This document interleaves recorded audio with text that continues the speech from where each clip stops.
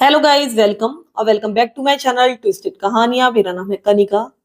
मुझे एक बात बहुत अच्छी तरीके से पता है कि लोगों को सीरियल किलर से जुड़ी हुई स्टोरीज बहुत अच्छी लगती हैं, क्योंकि ऐसी स्टोरीज मुझे भी बहुत ज्यादा एक्साइट करती हैं, परेशान भी करती हैं। लेकिन उनके बारे में सुनना, उनके बारे में रिसर्च करना मुझे बहुत पसंद है। तो ये जो स्टोरी मैं आज आपको सुनाने वाली हूँ, ये एक नॉन क्राइम स्टोरी है, लेकिन ये कहीं ना कहीं एक सीरियल किलर से जुड़ी हुई है। ऐसी एक स्टोरी मैंने आप लोगों को पहले भी सुनाई थी, जिसमें तीन स्टोरीज थी, जिसमें तीन लोगों का सीरियल किलर से आमना सामना होता है, लेकिन वो फाइनली उस दिन बच जाते हैं। तो वो जो स्टोरी थी वो बहुत ज्यादा एक्साइटिंग लगी थी बहुत सारे लोगों को। अगर हो सकेगा तो उसका लिंक मैं आपको डिस्क्रिप्शन में या पिन कमेंट में पिन कर दूंगी। आप लोग उस स्टोरी को भी जरूर सुनिएगा, वो बहुत ज्यादा एक्साइटिंग स्टोरी थी। और अगर आपको वो स्टोरी नहीं मिलती है तो आप प्लेलिस्ट में जाकर सीरियल किलर स्टोरीज वाली प्लेलिस्ट में जाइएगा, जिसमें सीरियल किलर से रिलेटेड सारी की सारी स्टोरीज हैं, सारे के सारे केसेस हैं। तो वो स्टोरी आपको वहां पर मिल जाएगी। तो फिलहाल सीधे शुरू करते हैं हम अपनी आज की स्टोरी। ये घटना है 1972 की। 1972 की एक ठंडी सुबह है, यानी कि इतनी ठंडी सुबह है कि उस दिन स्नो पड़ रही थी। उस दिन एक 22 ईयर्स ओल्ड लड़की, जिसका नाम था सोट्रिया कोर्टोनस, वो एक बस स्टॉप में जाती है। वो बस स्टॉप था सिएटल वॉशिंगटन में। वो अपने सर पर अपनी निटेड कैप एडजस्ट करने की कोशिश कर रही थी। जैसा कि मैंने आपको बताया कि उस दिन बहुत ज्यादा सर्दी पड़ रही थी, तो उस दिन उसने वो बुनी हुई यानी कि निटेड कैप लगाई हुई थी अपने सर पर। लेकिन उस हैट को पहनकर उसको बहुत ज्यादा वियर्ड फीलिंग आ रही थी। उसको इस तरह से हैट्स पहनने की आदत नहीं थी। लेकिन आज ये कैप उसने किसी विशेष कारण से लगाई हुई थी। सॉट्रिया के जो बाल थे वो बहुत ही ज्यादा खूबसूरत थे, बहुत लंबे लंबे बाल थे, ब्राउन कलर के उसके लंबे बाल थे। लेकिन अभी हाल ही में, यानी कि एक दो दिन पहले ही, उसने अपने बाल काफी छोटे कटा दिए थे। मतलब हम कह सकते हैं कि सुपर शॉर्ट। और उसको इतने छोटे बालों की आदत नहीं थी। लेकिन ऐसा नहीं था कि उसे अपने ये नए बाल अच्छे नहीं लग रहे थे, उसे अच्छे लग रहे थे। लेकिन उसने जानबूझकर ये बड़ी सी हैट अपने सिर पर पहनी हुई थी, ताकि अपने हेयर कट को छुपा सके। वो चाहती थी कि वो अचानक से स्कूल में जाकर अपनी सहेलियों के सामने अपने हेयर कट को रिवील करे। वो बिल्कुल नहीं चाहती थी कि स्कूल में घुसते ही हर कोई उसका नया हेयर कट देख ले। वो उसको खुद रिवील करना चाहती थी। इसी कारण से उसने बड़ी सी ओवर साइज हैट पहनकर, या हम कह सकते हैं कैप पहनकर, अपने उन बालों को जानबूझकर ढका हुआ था। अब जब वो उस बस स्टॉप पर पहुंच गई तो वहां पर जाकर वो खड़ी हो गई, बस का वेट करने लगी। लेकिन उसे दूर दूर तक कोई भी बस नजर नहीं आ रही थी। उस दिन का जो पब्लिक ट्रांसपोर्टेशन सिस्टम था वो पूरी तरह से गड़बड़ा गया था, क्योंकि जैसा कि मैंने आपको बताया कि उस दिन मौसम बहुत ज्यादा खराब था। अब जो ट्रेड अब सॉट्रिया बहुत ज्यादा इम्पेशेंट होने लगी। अब उसे पता था कि जो अगली बस है, अगर आएगी तो कम से कम 1 घंटे बाद आएगी। और उसने ऑलरेडी अपनी पहली क्लास मिस कर दी थी, और ये मिस हुई थी बस के ना आने के कारण। अब उसे पता था कि अगर जल्दी वो स्कूल नहीं पहुंचेगी तो उसकी सेकंड क्लास भी मिस हो जाएगी। तभी अचानक से ही उसने एक कार के हॉर्न की आवाज सुनी। सोट्रिया ने देखा कि वहां पर, यानी बस स्टैंड के सामने, एक येलो कलर की वोक्सवैगन बीटल गाड़ी आकर रुकी है। और ये सीधे सोट्रिया के सामने आकर रुकी थी। अब सोट्रिया आंखें सिकोड़कर अंदर देखने की कोशिश करने लगी, क्योंकि उस समय वहां पर स्नोफॉल शुरू हो चुका था। अब अंदर उसको एक आदमी बैठा हुआ दिखाई दिया, जो कि ड्राइविंग सीट पर बैठा हुआ था। लेकिन उस व्यक्ति ने झुककर पैसेंजर साइड की विंडो रोल करके नीचे की, और उसके बाद उसको गाड़ी में बैठने के लिए इनवाइट किया कि तुम अंदर आ जाओ, गाड़ी में बैठ जाओ, मौसम बहुत ज्यादा खराब है। अब सॉट्रिया उस ओपन विंडो के पास गई। उसने अंदर झांका, और तब उसने पाया कि कार के अंदर से बहुत ज्यादा गर्मी बाहर आ रही थी, यानी कि कार बहुत ज्यादा वार्म थी, बहुत अच्छा लग रहा था। उसे कार के अंदर का जो माहौल था बहुत ज्यादा प्लेजेंट लगने लगा। अब सॉट्रिया ने उस ड्राइवर को पहली बार देखा। तब उसने पाया कि ये जो व्यक्ति है ये अपने 20s में होगा। उसने बहुत अच्छे कपड़े पहने हुए थे, देखने में बहुत ही गुड लुकिंग था, और उसकी स्माइल भी बहुत ही अच्छी थी। वो ओवरऑल बिल्कुल नॉर्मल लुकिंग पर्सन था। अब इस व्यक्ति ने सॉट्रिया को बताया कि वो इस सड़क पर काफी देर से ड्राइव कर रहा है, और उसने दूर दूर तक कोई भी बस नहीं देखी है। उसने सॉट्रिया से कहा कि तुम आकर गाड़ी में बैठ जाओ, मैं तुम्हें तुम्हारे स्कूल ड्रॉप कर दूंगा। अब आप लोगों को याद रखना होगा कि ये 1970s का दौर है। उस समय हिच हाइकिंग करना, यानी कि गाड़ी में लिफ्ट लेकर बैठना, कहीं पर जाना, अमेरिका में बहुत ज्यादा कॉमन था। हम कह सकते हैं बहुत ज्यादा ट्रेंड में भी था।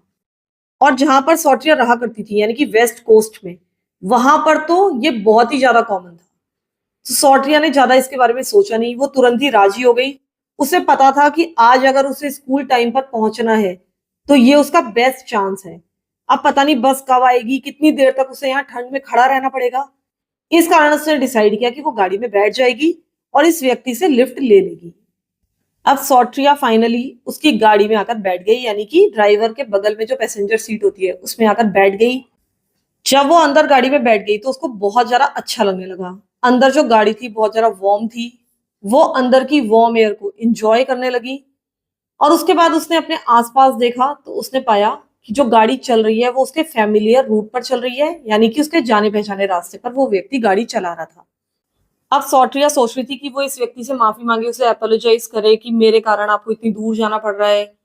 हो सकता है इस व्यक्ति को कहीं और जाना हो, लेकिन मेरे कारण ये मुझे मेरे स्कूल छोड़ने जा रहा है, तो मुझे इससे थोड़ा सा थैंक यू बोलना चाहिए, थोड़ा सॉरी बोलना चाहिए। तभी अचानक से जब वो इस व्यक्ति की तरफ मुड़ी तो उसने पाया कि वो जो व्यक्ति था उसने राइट साइड का जो ब्लिंकर था वो ऑन कर दिया था, जिसे हम इंडिकेटर भी कहते हैं, यानी कि वो राइट टर्न होने वाला था। अब इसको यानी कि सॉर्ट्रिया को ये बहुत ज्यादा ऑड लगा, क्योंकि इसका जो स्कूल था वो उस रास्ते पर था ही नहीं। अभी तक वो व्यक्ति इसके जाने पहचाने रास्ते पर चल रहा था, लेकिन अब अचानक से ही वो राइट साइड मुड़ने लगा था, जो कि सॉर्ट्रिया का रास्ता नहीं था। सॉर्ट्रिया ने गाड़ी में बैठने के बाद इस व्यक्ति को यह भी बता दिया था कि उसका जो स्कूल है वो स्ट्रेट रोड पर है, यानी कि कहीं भी मुड़ना नहीं है, यानी कि मुड़ने की इस व्यक्ति को कोई भी जरूरत नहीं थी। लेकिन अब वो ऐसा क्यों कर रहा है? अब सॉर्ट्रिया ने सीधे इस व्यक्ति की तरफ देखा। उसे लग रहा था कि ये व्यक्ति उसको एक्सप्लेन करेगा। हो सकता है वो किसी और रास्ते से जा रहा हो, या हो सकता है इस व्यक्ति को 2-4-5 मिनट का कुछ काम हो इसलिए वो मुड़ा हो। लेकिन ये जो व्यक्ति था वो एकदम न्यूट्रल अपनी सीट पर बैठा हुआ था। वो एकदम सामने सड़क पर घूर रहा था। और तभी अचानक से ही उसने यानी कि सॉर्ट्रिया ने एक बार फिर से ब्लिंकर की आवाज सुनी, जो कि एक बार फिर से गाड़ी के मुड़ने का इशारा था। जब उसने सामने की तरफ देखा तो उसने पाया कि ये जो व्यक्ति है ये अपनी गाड़ी एक इंटर स्टेट रोड पर मोड़ने वाला है। ये बहुत ज्यादा ऑड था। ये डेफिनेटली सॉर्ट्रिया के स्कूल का रास्ता नहीं हो सकता था। अब सॉर्ट्रिया को बहुत ज्यादा डर लगने लगा। उसको पता था कि कुछ ना कुछ गड़बड़ है। इसने इस व्यक्ति से कुछ कहने के लिए अपना मुंह खोला। वो ये कहने वाली थी कि वो गलत रास्ते पर जा रहे हैं, लेकिन तभी अचानक से ही वो व्यक्ति ही पहले बोल पड़ा। उसने सीधा सॉर्ट्रिया की तरफ देखा। उसने सॉर्ट्रिया से कहा कि तुम्हें पता है कि ये जो तुमने मुझसे राइड ली है यानी कि लिफ्ट ली है, ये एक बहुत ही बकवास आइडिया था, बहुत ही टेरिबल आइडिया था। कभी भी किसी अजनबी व्यक्ति से लिफ्ट नहीं लेनी चाहिए। इसके अलावा भी ये आदमी पता नहीं क्या क्या बोलता जा रहा था, लेकिन सॉर्ट्रिया उसको बिल्कुल भी सुन नहीं रही थी। वो पूरी तरह से फिक्स हो चुकी थी, फ्रीज हो चुकी थी, और वो उस व्यक्ति को देखे जा रही थी। ये जो व्यक्ति था ये गाड़ी चला रहा था। उसका जो लेफ्ट हैंड था वो तो स्टीयरिंग व्हील पर था, लेकिन उसका जो राइट हैंड था उस आदमी का, उससे वो अपनी सीट के नीचे यानी ड्राइविंग सीट के नीचे कुछ ढूंढ रहा था। चुपचाप एक हाथ से वो कुछ ढूंढने की कोशिश कर रहा था। अब सॉर्ट्रिया का दिमाग बहुत तेजी से घूमने लगा। उसने इस व्यक्ति की तरफ से आंखें नहीं हटाई, केवल चुपचाप अपना जो लेफ्ट हैंड था वो दरवाजे की तरफ बढ़ाया।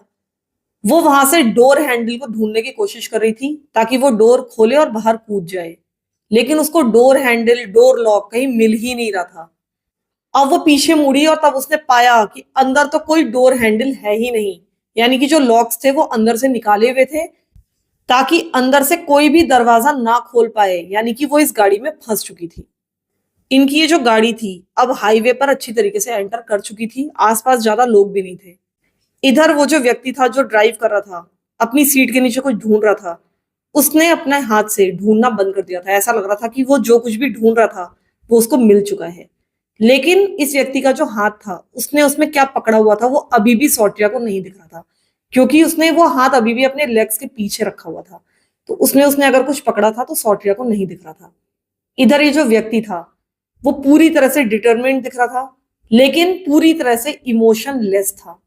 इधर जो सॉर्ट्रिया थी उसका दिल अब बहुत जोर जोर से धड़कने लगा था। उसको ऐसा लग रहा था कि अपने हार्ट की आवाज वो सुन सकती है। उसको ऐसा लग रहा था कि शायद वो डर के मारे शायद बेहोश हो जाएगी। उसके दिमाग में बस यही चल रहा था कि पता नहीं इस व्यक्ति ने अपने हाथ में क्या छुपाया हुआ है, ये मेरे साथ अब क्या करने वाला है। तभी वहां पर एक अजीब सी घटना हुई। इस व्यक्ति का फेस पहले तो बहुत ज्यादा डिटरमिन्ड लग रहा था, फिर बहुत ज्यादा क्रूअल लगने लगा। लेकिन तभी सॉर्ट्रिया के देखते ही देखते उस आदमी के चेहरे पर बहुत ज्यादा कंफ्यूज्ड एक्सप्रेशंस आने लगे। वो बहुत ज्यादा कंफ्यूज्ड हो गया था। सॉर्ट्रिया ने पाया कि उसकी जो आंखें हैं वो अचानक से सॉर्ट्रिया के सर की तरफ देखने लगी हैं। उस व्यक्ति ने सॉर्ट्रिया से कहा कि अपना हैट उतारो। तब अपने कांपते हुए हाथों से सॉर्ट्रिया ने अपना हैट अपने सिर से हटाया। सॉर्ट्रिया को कोई भी आइडिया नहीं था कि ये व्यक्ति ऐसा क्यों कर रहा है, क्यों उससे हैट हटाने के लिए कह रहा है और उसके बाद वो क्या करने वाला है। जैसे ही सॉर्ट्रिया ने वो हैट अपने सर से हटाया, वो आदमी बहुत ज्यादा शॉक्ड नजर आने लगा। उसका चेहरा पूरी तरह से लटक गया और जो कुछ भी उसने अपनी सीट के नीचे से उठाया था, जो उसने अपने हाथ में छुपाया हुआ था, वो उसने वापस सीट के नीचे ही ड्रॉप कर दिया। उसको ड्रॉप करने की आवाज सॉर्ट्रिया को सुनाई दी। उस आदमी ने जो कुछ भी अपने हाथ में पकड़ा हुआ था वो बहुत ही भारी था, क्योंकि एक बहुत ही हैवी मेटेलिक थर्ड सॉर्ट्रिया को सुनाई दिया था। लेकिन वो तब भी देख नहीं पाई थी कि आखिर वो था क्या। अब वो व्यक्ति सॉर्ट्रिया की तरफ देख रहा था। वहां पर कुछ सेकंड्स का बहुत ही टेंस साइलेंस छाया रहा। कोई भी कुछ भी नहीं बोल रहा था। फाइनली उस आदमी ने कुछ कहा और उसने ये कहा कि तुमने अपने बाल क्यों कटाए। उसके बाद उस आदमी ने वो जो गाड़ी थी वो हाईवे से हटाई, उसको उसी रास्ते पर डाला जो कि सॉर्ट्रिया जानती थी, यानी कि सॉर्ट्रिया के स्कूल के रास्ते पर।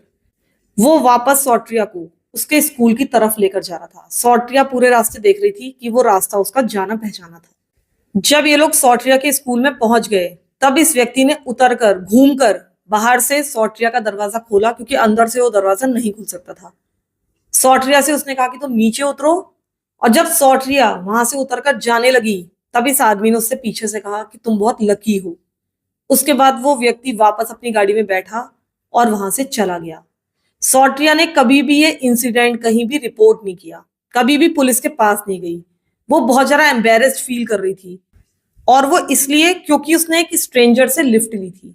ऑब्वियसली उसके पेरेंट्स भी किसी भी स्ट्रेंजर की गाड़ी में बैठने के लिए या बात करने के लिए मना करते होंगे, लेकिन उसने उनकी बात नहीं मानी थी और इस तरह से फंस गई थी।